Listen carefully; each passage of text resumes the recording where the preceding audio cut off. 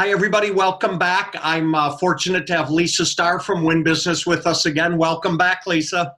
Hi, Allan. Nice to be here. Thank you. We had a ton of people respond to the compensation video. I'm sure you did too.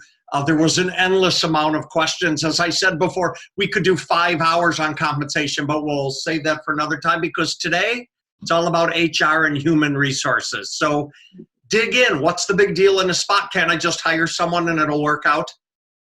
Isn't that what people think will happen? And because people that work in spas are people persons, we meet someone, we like them, we assume the best. We assume, oh, of course it'll work out. And I'm interested in this topic because as a consultant, I'm often called in to sort of repair situations. And an owner will say to me, well, my people don't sell, or my people don't retain their clients, or my people don't think about work 24/7. And I say, well, did you tell them that that was part of their job?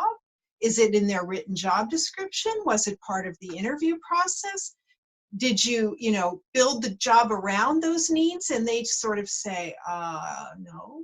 So I think it's important to know that you get what you make plans to have. And if you want to have a staff that is engaged in your work, in your brand, in selling, then you need to create that path for them from the beginning. The mistake that happens is owners are passionate about the business. That's why we're in it. And we think everyone thinks like we do. So Okay. if that were true, it would work out, but that isn't what happens. Exactly. All right, 2 quick things. Number one, I clearly remember my dad had retail stores.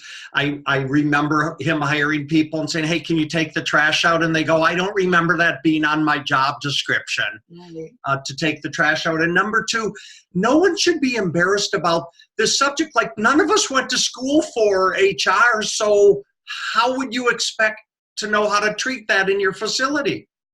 Of course, and there's a reason that HR is an industry in itself, and big companies have people that run HR because it's a different field.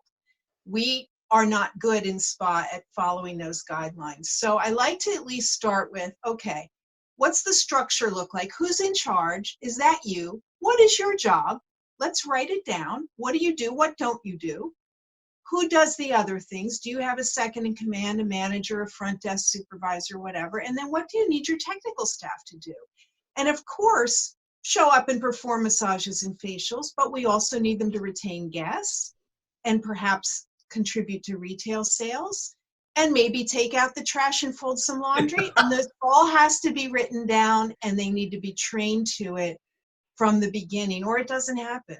Especially today when people are extremely litigious, right? I mean, at the drop of it, I just saw in the paper today back in Minneapolis that one of the newscasters for one of the he slipped outside the Capitol on ice, and now he's suing the state of Minnesota because he said they didn't put enough salt on the sidewalk. So you cannot be careful enough when it comes to HR. And I think one of the things you just mentioned, I made the note here. One, you have to have an organizational chart. I'd like you to address that. And number two, we never call them job descriptions, but you need an extremely thorough position description so it's clear for all parties. Well, besides from the litigious nature, it's not fair to expect someone to read your mind and to know what you want them to do. So even from the time you run the ad, it should be very clear what the job entails. And when people come in for interviews, we show them a written position description. It's probably a full page, and it has on it all the things they need to do in the regular course of work, not once a year. But it may have cleaning and laundry and inventory. It will say attend meetings, keep up your retail sales to expected benchmarks. We don't need to say what those are, but you want to send that message that, hey, we need you to sell to our metrics, and we're going to be tracking that. And again, wait, I know on the structural thing, let me just say that many spas are owned by partners. Sometimes they're life partners.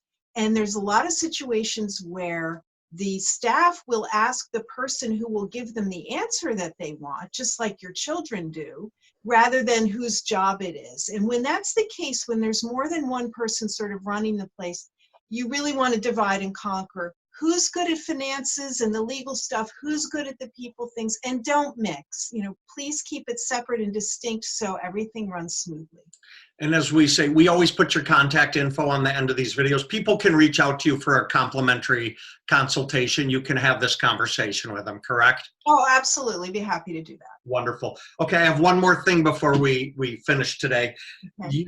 We talked previously about labor costs, et cetera, but a lot of that falls into the HR spectrum too, right? This isn't just how we talk to each other. HR kind of is a much larger umbrella, right, about everything that goes on in the facility. Well, much more than just the money. I mean, are you helping your people to be at their best? Are you giving them the tools that they need, the training, the equipment, the setting, the support, so that they can excel in their position? Because that's what we want. Right. We want our technicians in particular to be able to excel and attract and retain guests, or we're pouring good money after bad. And But we can't just give them a room and say, here, there's your room, go ahead, good luck. They need a little bit more structure than that. That's a whole other conversation on rentals and 1099s. Like in California, 1099 went out the window. They're not going to allow that anymore. But we're going to cover that in another seminar. I wanted to end with one last thing. In a lot of these position descriptions, you need to say something to the effect that says, and other duties that should come up from time to time, right? Of course. I mean, the list is not all inclusive. We try to touch on the majors, and we know what those will be, but it's always written with sort of and anything else that's needed at the time kind of feel, because things change. By the way, these documents need to get updated almost annually, every January or February. It's a great time to look at and say, are these still accurate? Get the feedback of your existing staff, make the changes, and proceed from there. Oh, you mean I can't put them in place and they're good for life? Never mind. We would hope so, but that doesn't seem to be how it works. No.